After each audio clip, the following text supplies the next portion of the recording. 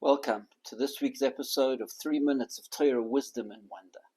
Yaakov Avinu has the dreaded encounter with his brother Esav. It's been 22 years since he left the home of his parents. He now returns and he's very concerned that Esav is going to receive him with anger and animosity. He receives the intelligence that Arbe Meos Ish Imo, that there are 400 mercenaries, reckies with Esav. Not a good sign that he's going to receive him with love and compassion.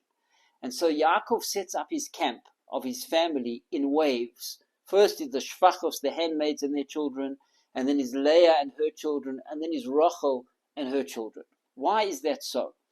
It seems on a surface level, in a superficial glance, that Yaakov is setting them up in ways they like those that are less precious to him are going to be in the front, and then as they get more important to him, they're further back. It seems, like he's setting them up as cannon fodder. We know in D-Day, the initial waves of the soldiers that landed on the beaches were absolutely pulverized and destroyed by the Germans. Of the 4,400 soldiers that were killed on D-Day, most of them were in those early waves. But it's impossible to say that Yaakov Avinu is a general who's prepared to sacrifice his family on the front lines. We cannot accept such an explanation. So what is really going on? Rav Shach, the great Gadol Ador of blessed memory, I was zoicher to meet Rav Shach personally. He explains something quite beautiful. I heard this from Rabbi Friend. He says, Rav Shach, that if you look at the lives of Yaakov's wives, the Shvachos, the handmaids, had the most difficult lives. They struggled the most. They had a hard time. And therefore they had a greater spiritual merit, because the suffering we experience is a spiritual merit for us.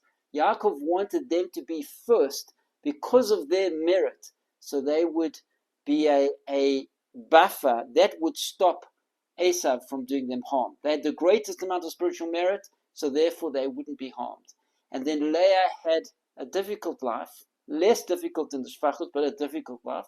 And therefore her spiritual merits would be less, but more than Rachel, who seemed to have the easiest when it came to all of them. And it's such a powerful message for all of us, such a great lesson in our lives, that don't get me wrong, and don't get it wrong. Everybody has a hard time. Everybody has challenges.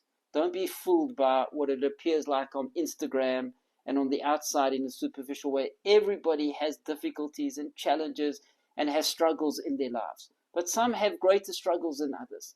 We should know that if we experience struggles in our life, it is a spiritual merit. Hashem sees, Hashem knows, and we're going to get spiritual credit for all of the struggles that we've been through. Of course, our attitude in life, that of a believing Jew, is whatever Hashem sends us, whatever hand Hashem deals us, we accept with bitachon, with trust in Hashem. We move forward in a positive way. We do the best we can with our circumstances, and we trust that that is exactly what our soul is supposed to go through and experience. But if we do experience difficulties and hardships, they are all merits for us. They all will serve us in a positive way for eternity.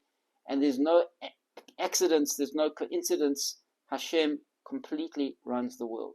It's such a comforting thought and such a positive spiritual truth that we should all be aware of. Please remember to like and subscribe.